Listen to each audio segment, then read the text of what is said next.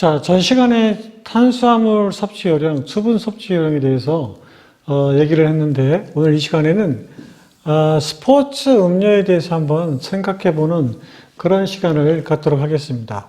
여러분이 좋아하는 스포츠 음료는 어떤 것들이 있죠?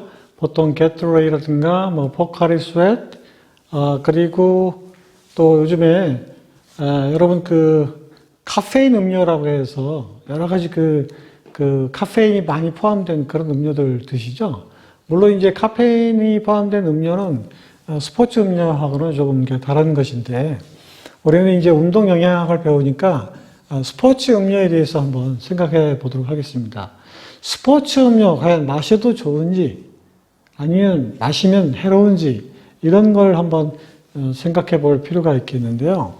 결론적으로 일반인들이 건강을 위해서 조깅을 하거나 뭐 가볍게 친구들하고 뭐 길거리 농구를 한다든가 뭐 체육대회 때 간단하게 축구, 배구 이런 걸 할 경우에 과연 일반인들이 스포츠 음료를 과연 마실 필요가 있을까?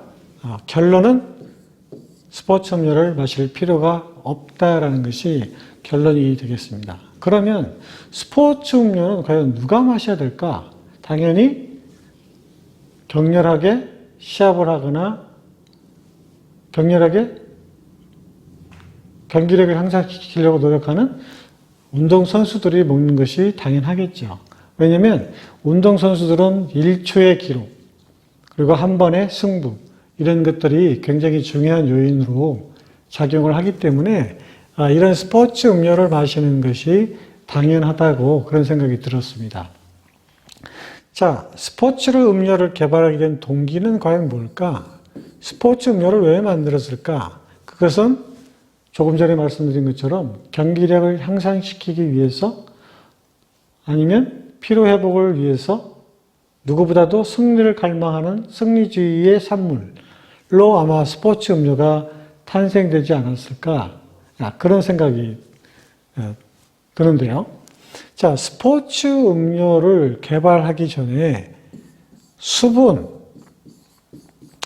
물이라는 것을 섭취하는 것이 가장 이상적인 거죠.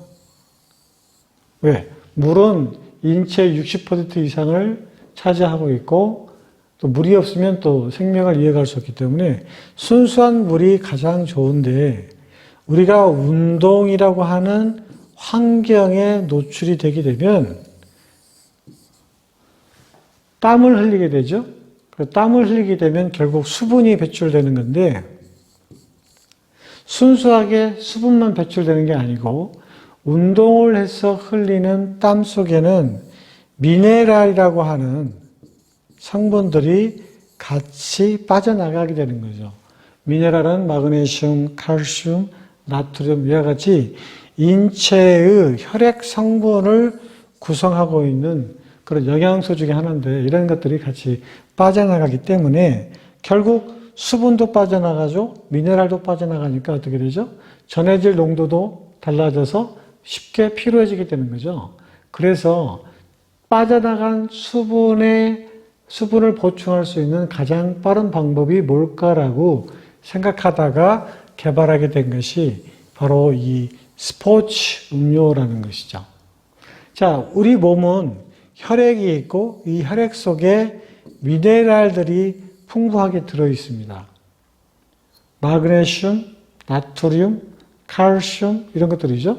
자, 이것을 우리 혈액에 이러한 것들을 등장성 음료라고 하는데, 스포츠 음료라는 것은 우리 몸에 가지고 있는 수분 성분과 매우 흡사하게 유사하게 만들었다고 하는 것이 바로 스포츠 음료이기 때문에 우리 몸에 가장 맞는 적합한 형태의 음료를 마시게 되면 흡수가 굉장히 빠르지 않을까라는 그런 생각에서 만들어낸 음료가 바로 스포츠 음료가 되는 것이죠. 따라서 물은 우리 인체의 성분과 똑같지는 않죠. 하지만 스포츠 음료는 우리의 체액의 농도와 똑같게, 이걸 등장성이라고 그러는데 똑같게 만들었기 때문에 물보다는 흡수가 빠르다라고 하는 이유로 스포츠 음료를 선호하게 되는 것이죠. 따라서 미국의 ACSM 얘기를 자주 하는데 미국 대학 스포츠학회에서 실험을 했습니다. 수분을 섭취하는 것과 스포츠 음료를 섭취하는 것이 어떤 차이점이 있을까? 실험을 해본 거죠. 그러면 결론은 어떻게 났을까요? 물하고 스포츠 음료하고 비교해 보니까 물보다는 스포츠 음료가 훨씬 더 많이? 아니죠. 약간 빠르게 흡수가 됐다는 것이 이제 연구 결과인데, 그러면 일단 물보다는 스포츠 음료가 흡수가 빠르기 때문에 그 차이는 아주 미비하지만 1초, 0점 몇몇 초를 다투는 선수들, 그리고 승리를 1초의 순간순간적으로 승패가 바뀌는 경기를 하는 스포츠 선수들은 어디에 매달릴 수밖에 없을까요? 당연히 조금이라도 흡수가 빠른 스포츠 음료에 매달릴 수밖에 없겠죠. 그래서 선수들이 이런 음료를 마시는 거죠. 그리고 요즘에는 스포츠 음료에다가 뭘 포함시키냐면 탄수화물, 당을 조금 가미를 해서 맛을 또 좋게 만들어서 선수들의 기호에 맞게끔 만들었기 때문에 또 부담감 없이 또 마실 수 있는 것이죠. 스포츠 음료가 맨 처음 나왔을 때 저도 마셔봤는데 마치 물에다가 그 조미료를 탄 듯한 그런 느끼한 맛이었거든요. 그래서 먹기에 상당히 거북할 정도의 지금도 그 생각이 나는데 그 이후로 약간 좀 달게끔 해서 마실 때 거부감이 없게끔 만들어진 음료로 기억이 되고 있습니다. 지금은 많은 사람들이 뭐 쉽게 마시고 있기는 한데 초창기에는 약간의 기호에 맞지 않는 그런 맛을 냈던 음료가 바로 스포츠 음료였습니다. 따라서 운동선수들은 그런 아주 미세한 그 흡수의 차이 때문에 마시는 것이 뭐 당연하다는 생각이 듭니다. 자, 그럼 일반인들이 과연 비싼 돈을 주면서 스포츠 음료를 과연 마실 필요가 있을까라는 점에서는 조금 의구심이 들기 시작합니다. 그래서 일반인이 간단하게 한번 땀 흘리고 이렇게 건강을 생각해서 뭐 조깅을 해서 땀을 흘렸을 때 이럴 때 과연 스포츠 음료를 마시는 것이 바람직하냐? 그렇지 않다는 것이죠.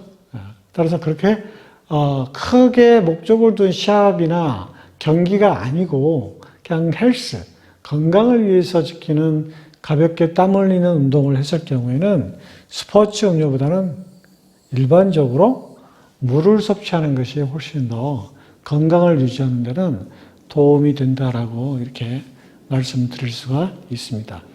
자, 지금부터는 비싼 스포츠 음료 사 드실 필요가 없는 것이죠. 일반인들이 스포츠 음료를 습관적으로 마시게 되면 어떤 현상이 일어나냐면 미네랄 중독도 야기시킬 수가 있기 때문에 일반인들이 아무 생각 없이 스포츠 음료를 마시는 것은 지금부터 삼가해야 될 그런 그 내용이 되겠습니다. 그래서 주위에 일반인들이 스포츠 음료를 습관적으로 드시는 분들이 계신다고 하면 이러한 내용들을 좀 설명을 드리고 지나치게 스포츠 음료를 먹는 것은 좀 피할 수 있도록 홍보하시는 것도 건강을 지키는 중요한 일이 될 것 같습니다. 자, 오늘은 우리가 좀 궁금해했던 스포츠 음료에 대해서 말씀을 드렸습니다.